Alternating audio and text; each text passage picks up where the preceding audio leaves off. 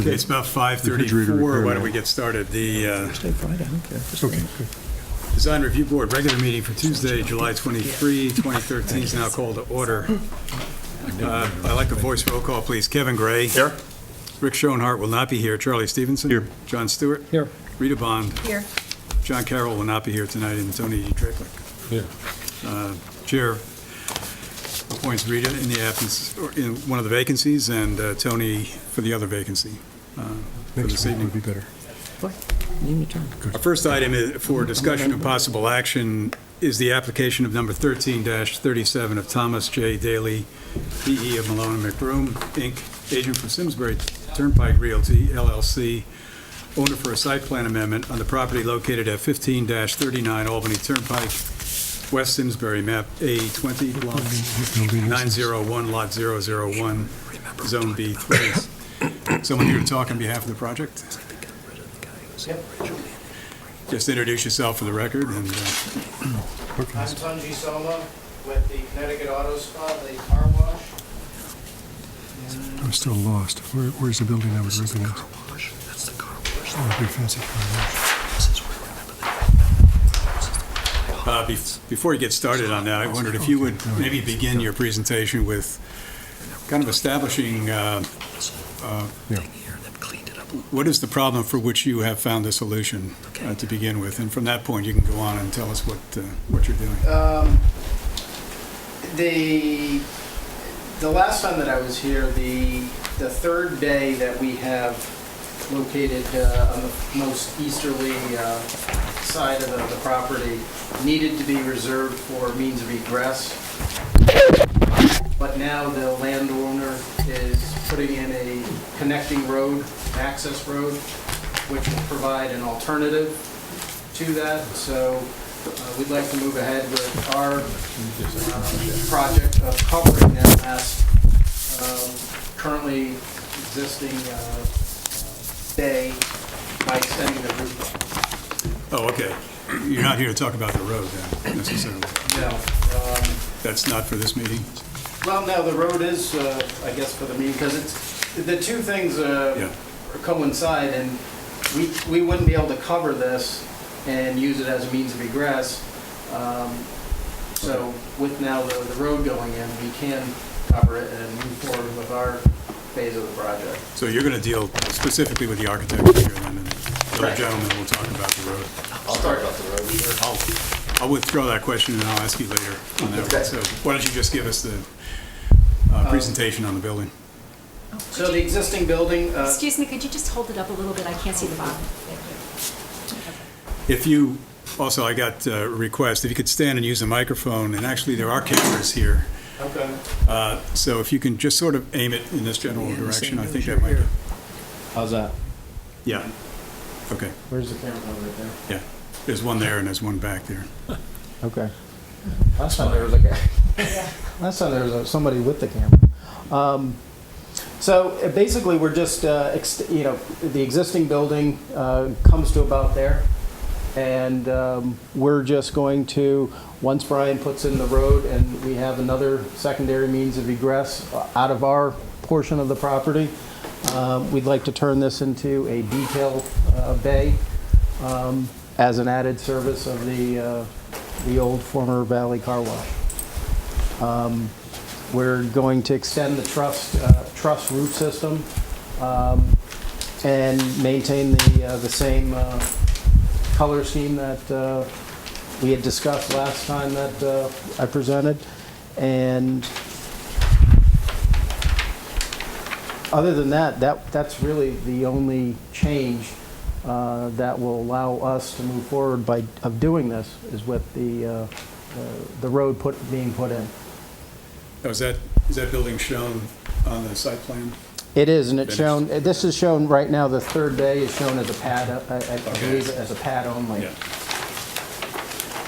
Yeah. What is that clearance to the road on that? The clearance between the edge of the building and the roadway, I guess, is between 5 feet. It's 4 feet. 4 feet.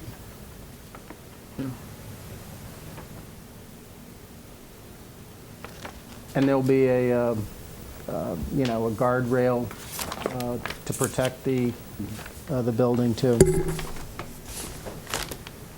Okay. And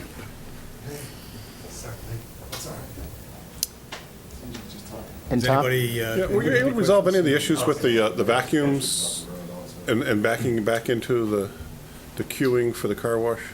I think that we were able to eliminate, we had gotten approval initially for 10, and what we were planning on doing is reducing that number so that it's not backing out right into where we were queuing for those lines, moving it down.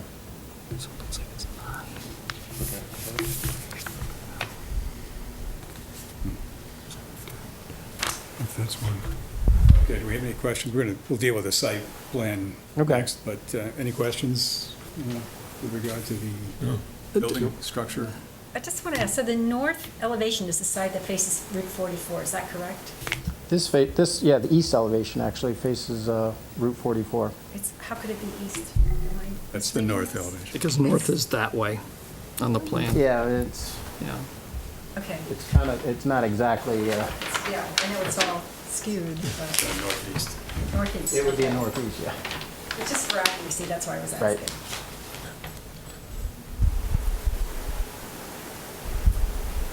Okay. Oh, I see, okay. The last thing, I guess, from me anyway, is any lighting proposed on the outside of the building? We're actually, Brian and I had a conversation about that today so that we can have a consistent lighting fixture. The existing outside parking lot lights will be replaced with something that coincides and, matches well with the other lighting that's on the property, or in the plaza, I should say. But we'll replace all the wall packs with LED lights, just to make it efficient. It'll be well lit around the entire property. The only stipulation I think we would have is that you use a cutoff fixture for the elevated lighting fixtures. I think all the lighting fixtures are going to be downward shining anyway. And anything on the building, you don't want to shine out. They'll have a shield on it, They'll have yeah. a shield on it, too. So there's Yeah. no spillage across the property line. No. Okay. Now, is signage part of this application? The signage, we're just going to use variations of these logos and signs. The signs themselves will adhere to all the local ordinances as far as size. And we'll try and maintain, the size of the signs that are currently on the building. These are not going to be internally lit signs. They'll be painted on or applied letters or something? Yeah. They're not internally lit. No, they'll just be mounted onto the face of the building and lit. And are you going to illuminate that sign? Yeah, you can see there's a light over the, Okay. yeah, there'll be a wall or outside on the building that will illuminate the signs.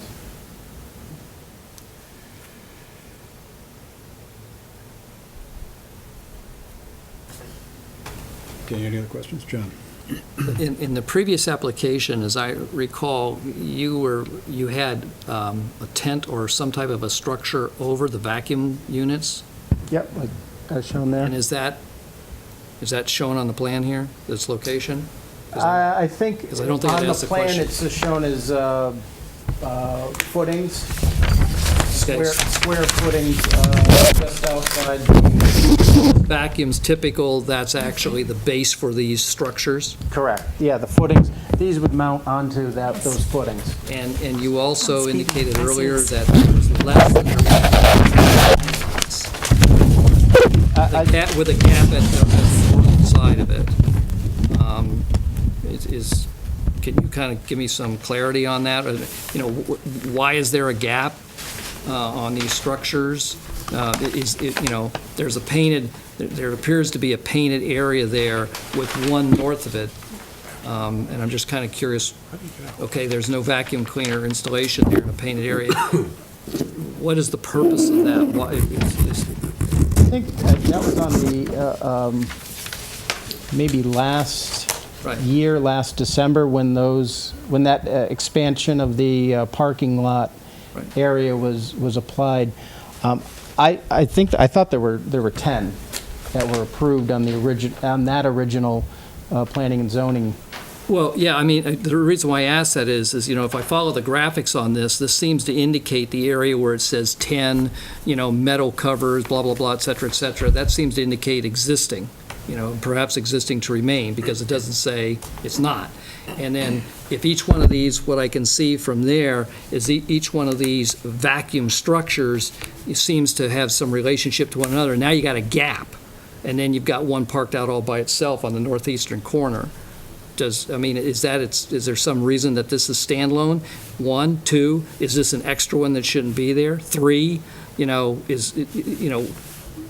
I guess all I'm doing is just asking for a little clarity about what you're portraying here. Well, first of all, it's shown Tom Daly for my room. One reason is it's shown existing because that part of the parking lot was already finished. So they came, you know, before, it was a different tenant who was coming here. So those parking spaces actually have already been built.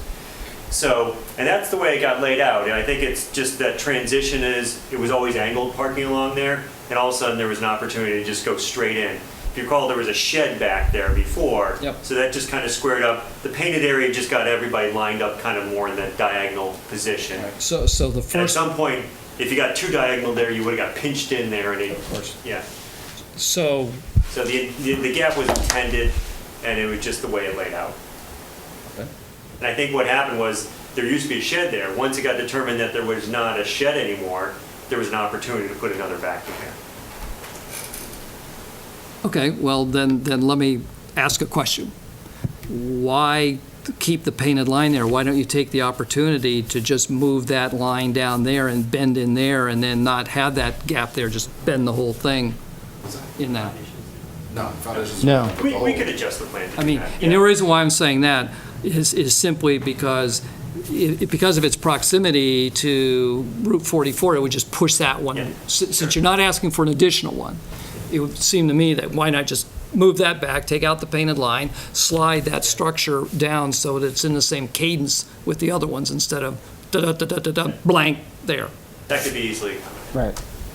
We have no objection to that. Okay.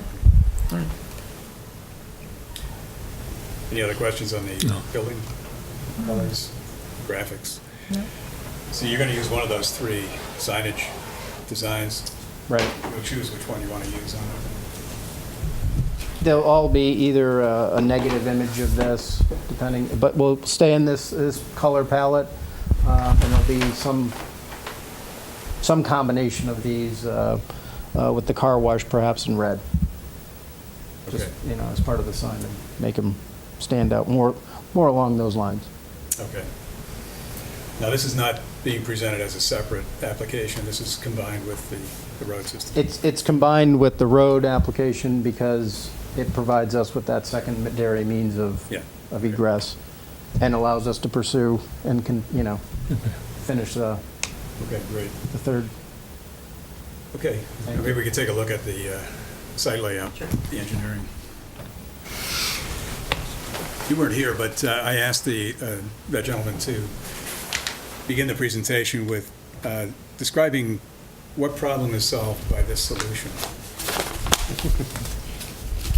Connection. So once again, Tom Daly for the record. Back in history, and we just met with the town of Avon's town planner, it's my understanding that years ago, there was a study done for Route 44 from New Hartford all the way to Hartford. And it was a kind of mile-high view of how the whole traffic pattern went. And what they did was, instead of studying the whole corridor, they kind of zoned in on little kind of vignettes of how they could deal with traffic in certain areas. And my understanding is this would be one thing that study showed, is to kind of have a rear access drive.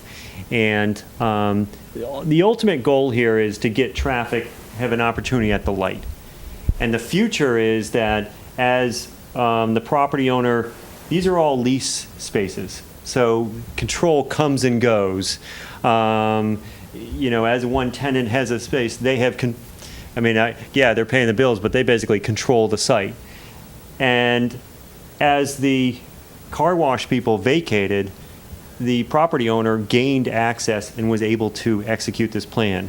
Brian's with us, but Brian has, this has been in the back of his plan or back of his mind for many, many years. Maybe it got stimulated as part of that kind of study, that transportation study. But the thought is that as maybe lease agreements come up and come due on these, we can start managing access management on Route 44, which I'm sure the DOT would approve. So, We've already met with the DOT. They understand these lease agreements, especially in shopping centers, and how you would say, oh, it's as simple as that. Well, it's not as simple as that. The lease is tied up and everything. So the DOT saw this as, hey, this is the first step of a good overall plan, but we could see ourselves at a later date closing off the bank driveway and then opening up maybe this, so the bank now comes in and then they can have the ability to come out onto the road too. But you know as well as I do that this corridor, a traffic signal is worth its money in gold. And as part of the Hoffman dealership, we had done some road widening there, made some improvements. 44 continues to be a challenge, but our ability to come out here and get people into the back here, and actually, as you know, a good portion of this property is Avon. And actually, if you look at the Avon plan and meeting with the town planner, they kind of almost started to set the framework for this rear access drive. Granted, this is reserve parking that was never built, but Steve Kushner said, yeah, we kind of started to look at this framework, and this road almost gets there. We're looking to kind of execute that final plan. So I met with Steve Kushner, both police and police and engineering from Avon. They were very supportive of the overall plan to kind of work on this access management. So ultimately, that's the goal on this, is to, it also allows, if you've been to Dunkin' Donuts, right now the trucks kind of pull up. They have to block off the drive-through to get their deliveries or their dumpster.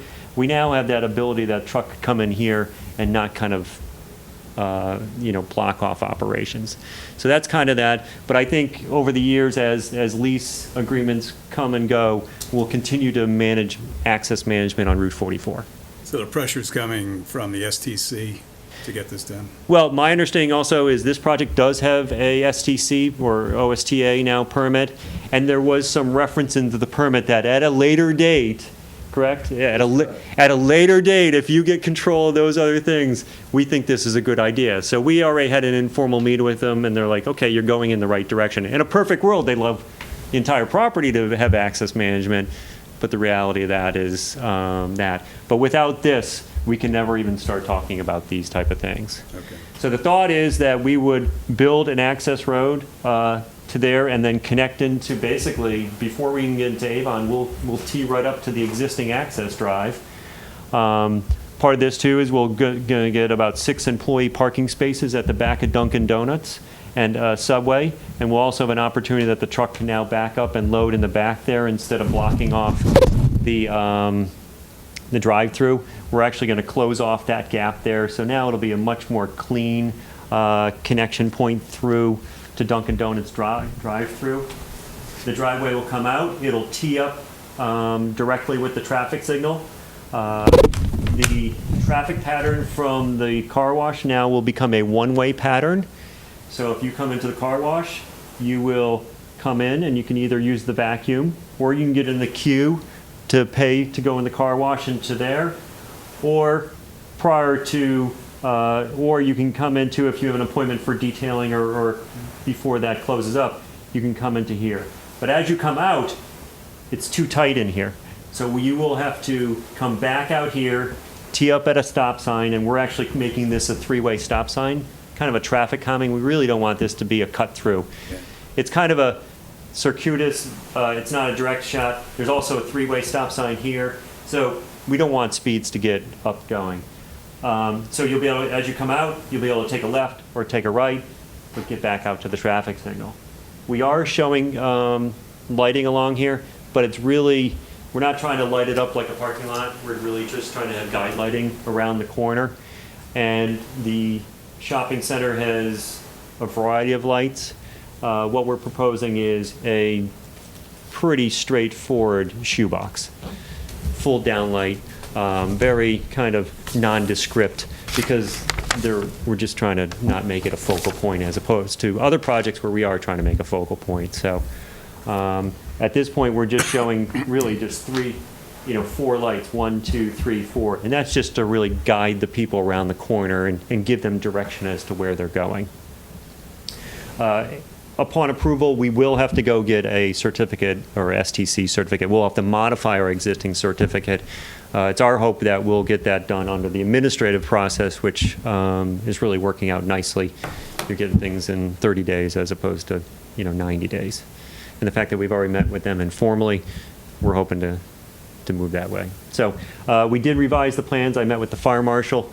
He was concerned. We originally started off with a 22-foot road, kind of traffic calming, kind of keep them narrower. But I know this commission's heard before, the fire marshal wants bigger and better. But I think we got to the point where 26, I said, was not really appropriate. So 24 was a kind of a compromise we made with him.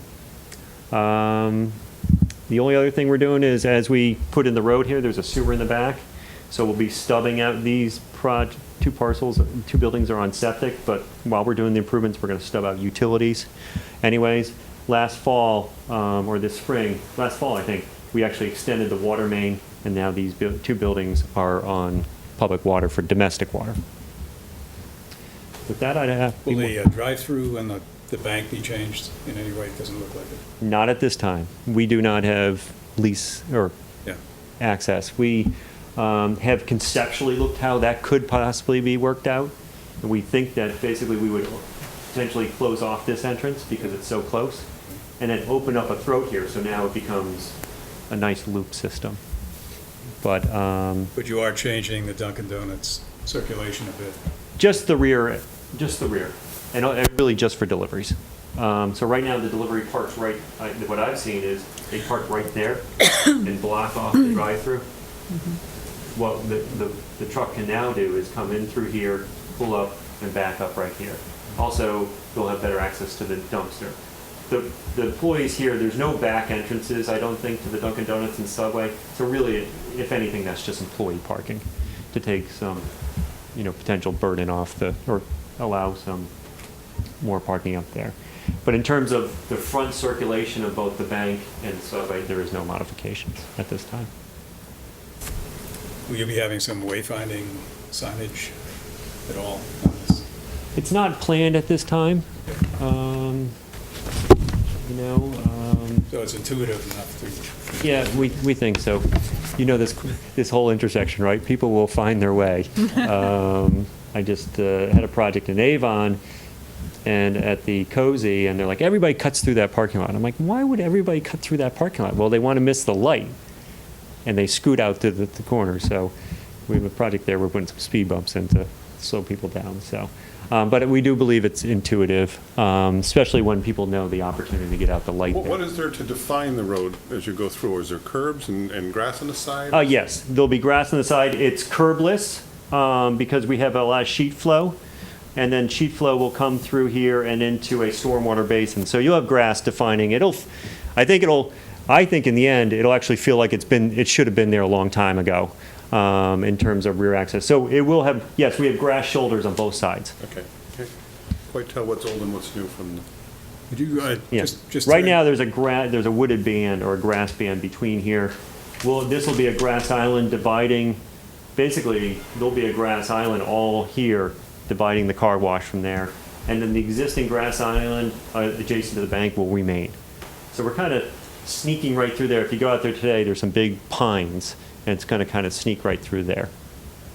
So it's a curb and grass. It's curbed through this area here, and then as we get through here, we lose the curb, and it's just a pavement structure. So it's kind of low-impact development. The water is just allowed to sheet flow into the stormwater basin. But as you're leaving the car wash, you're going to Yes. be confronted with a curb. Correct. If you try to go out onto 44. Correct. Yes. This whole island here adjacent to the car wash will be curbed on both sides. Is that grass or paved over It'll be grass in between. the island? The island will be grass.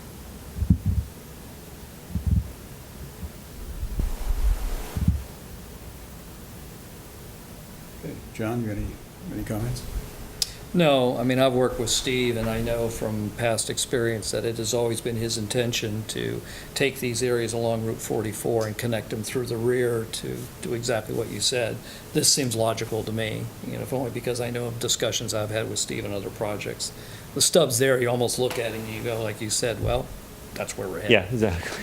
And, as far as the circulation goes, I mean, I think it makes sense with low impact. It's a shame that the Avon Town Fire Chief. No, Simsbury. That's Simsbury. Simsbury Fire Yeah, Chief. well, I've had a couple times. I'm sure you have, but we started. 26-foot wide roads. We started at 26. Yeah, right. No, I think it's Yeah. fine. I think it works well. I mean, it is what it is. There's not a lot you're going to be able to do with that to make it work any better, and it hasn't made it work any worse, and if anything, it's cleaned up some conflicts, so I don't have any problem. And I think ultimately it is the smartest thing to do is to get this taken care of for future development along that area. Lay good groundwork for it now. Correct. And I think I would assume, especially in this area of 44, people are going to have to start doing this because it's just getting too much of a bottleneck in that intersection. Will there be cut-through traffic? Yeah, but we're trying to, but there's cut-through traffic there now. But if we can do it in a safe manner and a slow manner through the intersection, I think that's still better than people zipping through the parking lot and trying to find their way out through the back, so. Yeah, I think, as you mentioned, you have to plug into a traffic light. Yeah, That's critical yes. to having this work correctly. And I think, the property owner is thinking, this is obviously an asset. If we can focus our development more on that, it should be a viable project, and tenants, as they change, will say, hey, that's a wonderful piece of property, but my clients or my customers can't get in here at 5 o'clock. This has an opportunity to increase the value of the property. It's not a small investment that you really don't get a return on, except for the fact that future tenants will be happy with it. So again, just going back to the logic of this, it's not based on evidence that there are traffic issues or that this is just good planning. Correct. Going forward. Correct. And starting with that original, I don't know the date of it, Steve. 2001. 2001. But Steve knew about it, and I guess It was it's, in conjunction with the Petco building when we built that. Yeah. You go back to the state traffic certificate. yeah, but even that, I think he's returned to that. But you're talking about the state study. state study? Right. Yes, Yeah. it was before that. Yeah, I think it was before that. But Steve, Steve's been there for a long time, so he was pretty, Yeah. it's like, oh yeah, it's that study, so. And even before, we met with the police department and Steve 6 months ago, so, we've been having that conversation, so. The only traffic calming or slowing down is the two three-way stops? There's no speed bumps or? Steve asked me about that same question and said what I thought about speed bumps. I thought that this is a good approach. I mean, granted, we have to manage our property, and if things change, we'll have to take another look at it. But at this point, this was what we thought was the first step to do that. And I think one of Steve's comments, or he's going to, because we're within 500 feet of Avon, he's going to send Hiram an email and say, by the way, in the future, something that the applicant may consider is speed bumps. But at this point, the plows beat them up. The other thing is, I think, so we thought the stop signs were the first start. And the fact is it's kind of this weird wiggle down there, too, so hopefully that'll slow people down, too. You also have almost a 90-degree bend in there, too. Yeah, well, that was part of it. We had a bigger sweep before, and Brian was concerned about that, said, can you tighten that thing up to cause people to kind of slow down there? You get the extra bump because of the detention area, but I think it's been my experience, if you can put a 90-degree bend Yeah. in and make the radii such that it's not, something you would look to accelerate through, but to decelerate Yeah. for, and then you only have a short tangent before you have another kink in it. So I think anybody who tries to do that's going to learn fairly fast. It's just, you're not going to get through there rapidly at all. Yeah, our earlier iterations had much more of a broad curve here, and it ended up working well for our stormwater, but you're right. And that was part of the discussion with myself with Brian, is tighten that up and turn it into a 90 the better. Yeah. So. Okay, any other, Charlie? Any comments? Nothing to No? Kevin? Tony? Looks Rita? good to me. No, Thank you. Now, your schedule, as I understand it, you're going to zoning in September? September. Yeah, September 16. 16th. All day August, all August. Yeah. But we, from a timing standpoint, we try to get into you to get on your agenda Yeah. first. But yeah, no, we don't have a meeting till September. And you don't have to, you have no wetlands issues, There is conservation issues? wetlands off-site. What was that, the Lowe's parcel, I think? Oh, yeah. So it's way over here. So the upland review area here You're off that. is off. And previously, even when we were doing the Yeah. improvements here, Howard Beach, I reviewed it with him, and we did not have to go to wetlands, no. Okay. And as you said, you reviewed this with the fire marshal? I did. I had a meeting with Fire Marshal Rich Switzky Yeah. and Howard Beach. Hiram was on vacation, but I had previously met with Hiram and Howard. And then Rich called me after the fact, and we talked it over. But, Kowalski, right? Yes. Was in at the meeting, correct. We did not get a report from Rich Sawitsky on this. Can you just, for the record, summarize his position on this? He was supportive of it. It's funny, he called me the other day and said, Tom, you really did a good job explaining it to me, but can you do it again? How's the traffic pattern working around the car wash? And I went over again, and I told Rich, there's certain businesses I don't claim to be an expert in. Hungy's the expert in terms of the circulation, but we talked it over through, and he raised no concerns whatsoever about the plan itself. That traffic pattern was presented to the State Traffic Commission. Informal. It was the only one that they were in favor of, what we ultimately ended up. Correct, and this kind of configuration here was actually STC made us do that configuration. We had they wanted to make sure that people went this way and didn't have the opportunity to make 90 degrees. But Rich expressed no concern in terms of engineering or design. For the plan. And the fire chief, except for not liking 22 feet, which we turned to 24, it really gets him good access around a lot of the building. So he raised no concerns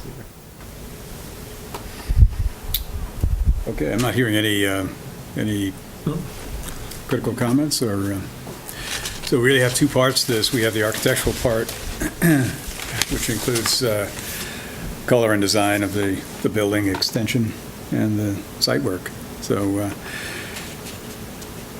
and I've not heard any conflicting information or any adverse information or adverse comments about this proposal. We can make a motion this evening. I think we do have one meeting before the 16th, but we could do that, I think on the 10th, we meet. But we could make a motion if so inclined. Somebody want to make the motion tonight, or? All eyes are on me.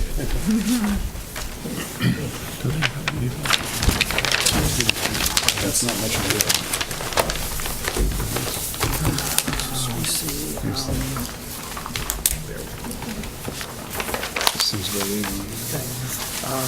Mr. Chairman, I move that we make the following referral to the zoning commission. The Design Review Board finds that this application is substantially consistent with the intent and principles of the guidelines for community design and recommends its approval as presented on July the 23rd. Yeah. Yes. July the 23rd, 2013, drawing entitled, a package entitled Driveway Improvement Plan Simsbury Turnpike Realty LLC, 15-39 Albany Turnpike, Simsbury and Avon, Connecticut. Applicant is Simsbury Turnpike Realty LLC, is the owner, my mistake. Drawings 1 of 1 and inclusive to SD2.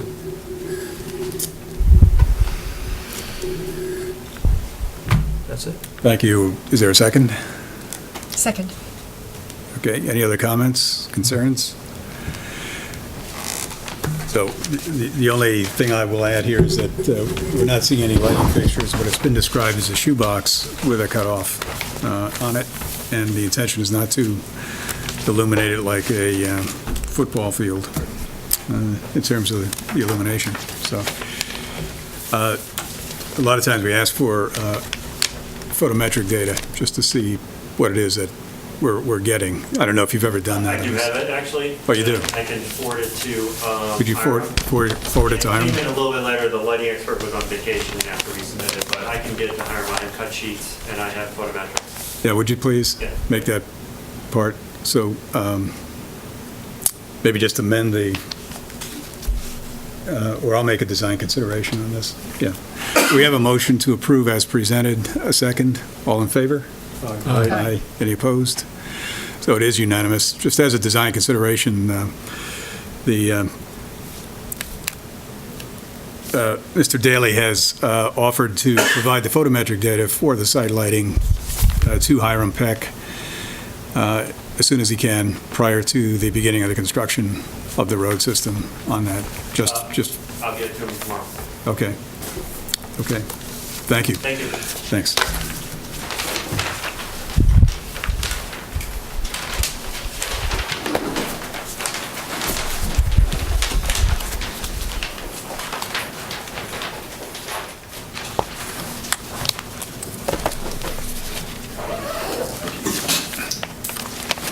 Who folded this thing?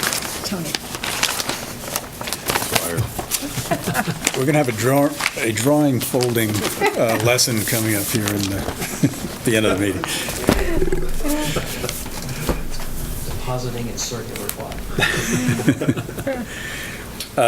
Hiram is not here this evening, as you can see. We had 3 discussion items, and I was going to ask him to present. I'm just going to highlight a couple of them since I've been involved in a little of it, but this will be brief. And the Village District study in Weetag is, I think, progressing nicely. The consultants are coming back on August 8th for a public presentation that will include their code and will include their design of the Weetag area from roughly Route 185 to Powder Forest, and their ideas and so forth. So that should be interesting. And they only had, I think, 3 visits in their contract, and anything beyond that was extra. They actually have done a nice job for the amount of money. And Has Mitchell been really involved in this? yeah, he attended Did he? several of the meetings. Because Yeah, right. he's got about a quarter of that. Right. Yeah. Most of the design is regarding his property. Right. Most of the design is kind of focused on that eventuality of that maybe going into something else. But part of the strategy is to offset the possibility of strip development along that area, and that would exist primarily on the Mitchell property. So I think that they've done a nice job, I think, in terms of that. They're trying to open up the river so that it get more public access to it, at least through walking trails and so forth. Not through any road system, but just make it available for recreational purposes. On the Route 10 study, they had a cutoff at the bridge. Remember to go behind it? Is that being considered in this Weetag study? They had all of that information, and I think they were considering that. I think they are going to propose a green, as was proposed on the Route 10 study, in that area between Stratton and Canal or Sand Hill. Sand Hill, I guess it is.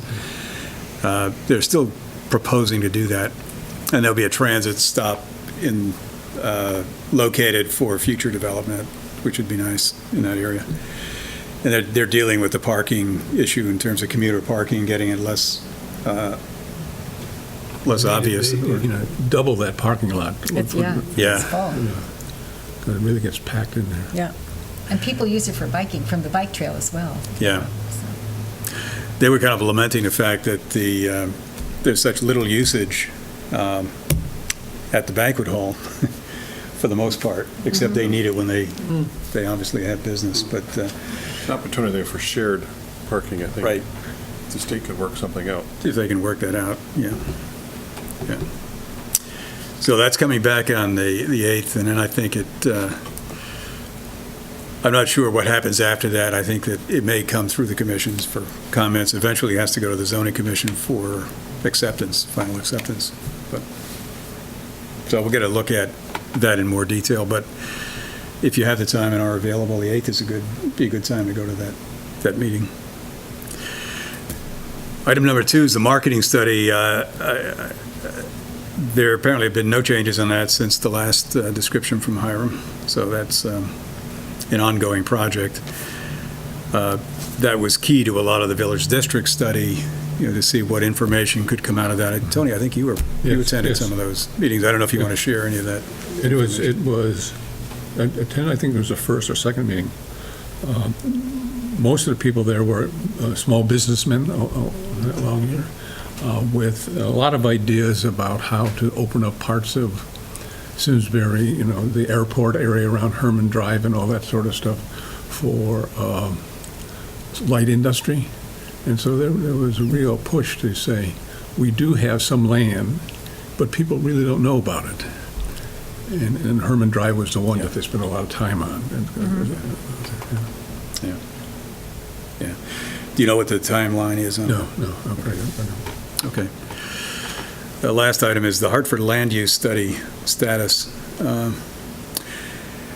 At our last meeting, Hiram mentioned that there were 3 consultants who were selected for interviews. The interviews were conducted on July 2nd. I was part of that audience. And then Hiram had created a matrix of criteria for evaluation. It was a numerical system. So you would award points to each of the consultants for what you considered their responses to various things, like the responses to the RFP in terms of projects of a similar nature and so forth, and schedule. The interviews were very professional, very, very well done. They were lined up back to back. First one was Gateway Planning out of Texas. Number 2 was Referral Madden out of Washington, D.C., the main office. And a third was Code Studio, Lee Einsweiler out of Austin, Texas. Everybody, all those in attendance, including the committee members who were there, and the Board of Selectmen, Glassman was there, and Sean Askin from the Board of Selectmen. Everybody submitted an email of their rating system, and Hiram just announced the results, and it was a very close finish, and Gateway Planning was selected as the designer of choice. So that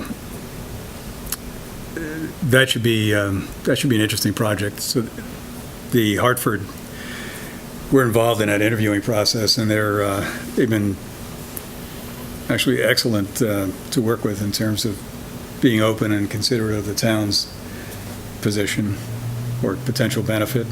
And so I think that this is a nice example, I think, of a good public-private partnership that should work out well. So I think that the Hartford project kind of slipped in terms of its timeline. I think they were hoping to get something done by September, but we're clearly way beyond that, because they're not going to start now until August, if they do, even in August. So that's going to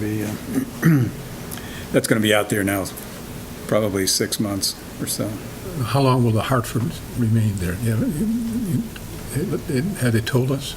They still have about 600 people there, I gather. Yeah, I think they were going to vacate within a year, was it? Does anybody know that? I read something like that. About a year. They were going to eventually pull out. The Hartford has its own marketing agency that they've hired. They also were at the meeting, and they're representing the Hartford's interest, and it's a large company, CBRE, I think it is, and they have a long reach, national reach, in terms of contacting various possible occupants for the site. So they're very much on board with the charrette idea. So they're going to participate in that whole charrette process. So, but that'll be interesting to see how that works out. Moving on to number 5, correspondence. I don't have any. Number 6, approval of the minutes of June 11, 2013. I move that we approve them, subject to any changes from board commission members. Okay, is there a second? Second. Second by Kevin. Any comments, corrections? Okay, that being the case, all in favor, say aye. Aye. Aye. Any opposed? Abstain. 2 abstentions, John and Charlie. Okay, any other comments? Just a question, anything further happening on the senior center? The status of that is the Board of Selectmen, because of the summertime, authorized Rich Sawitsky to work with the architect to gather information. There have been some questions about usage raised. There probably will be one, the Board of Selectmen have moved their decision-making until September, and it may be their second meeting in September. I think they may hold one more public forum for comments and input. But right now, the town is trying to respond to a number of the questions that came up at the public forum last time. So that decision as to location is going to should happen in September. And I believe the authorization has been given to start the architecturals at one of the three locations, start the drawings, start the design development drawings on that. So that apparently is moving forward. Excellent. So, okay. There being no further business, is there a motion to adjourn? Motion to adjourn. Second. Okay. Motion by Kevin, second by John. All in favor? Aye. Aye. Thank you. Very good. It's a record day. That's pretty good. Wow.